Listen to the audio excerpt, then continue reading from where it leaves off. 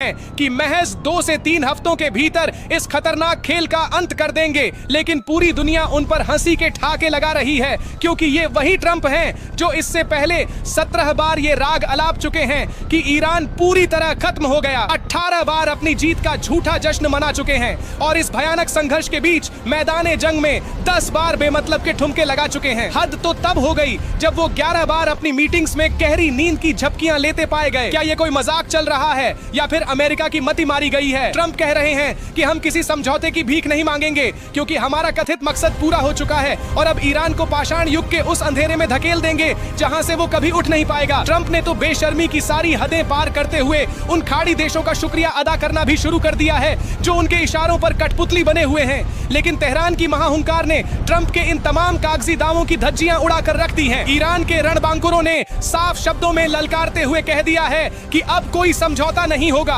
कोई विराम नहीं होगा और जब तक ये मगरूर दुश्मन घुटनों पर आकर अपनी नाक नहीं रगड़ता तब तक ये आसमान से बरसती आतिशबाजी रुकने वाली नहीं है। ईरान ने अपनी कमर कस ली है और साफ कर दिया है कि वो सदियों लंबी लड़ाई लड़ने के लिए पूरी तरह मुस्तैद है। अभी ट्रंप के बयानों की स्याही सूखी भी नहीं थी कि ईरान ने इजराइल के सीने पर मिसाइलों का ऐसा तांडव मचाया कि पूरा क्षितिज लाल हो गया। तेल अवीव से लेकर बनी ब्राक तक की फिजाओं में सिर्फ सायरन की डरावनी चीखें गूंज रही थी। ईरान ने इस बार ऐसी मारक मिसाइलें दागी हैं जिन्होंने इजराइल के अभेद्य माने जाने वाले डिफेंस सिस्टम को कबाड़ में बदल दिया है। बनी ब्राक की सड़कों पर तो ऐसा जल प्रलय आया है कि वहां का नजारा देखकर कलेजा मुंह को आ जाए, क्योंकि मलबे की वजह से पानी की मुख्य पाइपलाइनें फटकर तबाही का मंजर पेश कर रही हैं। उधर अमेरिकी और इजरायली वायुसेना भी बुरी तरह बौखला गई है और ईरान के बुनियादी ढांचे पर आग के गोले बरसाने के दावे करके अपनी भड़ास निकाल रही है। लेकिन जमीनी हकीकत कुछ और ही खौफनाक दास्तान बयां कर रही है, क्योंकि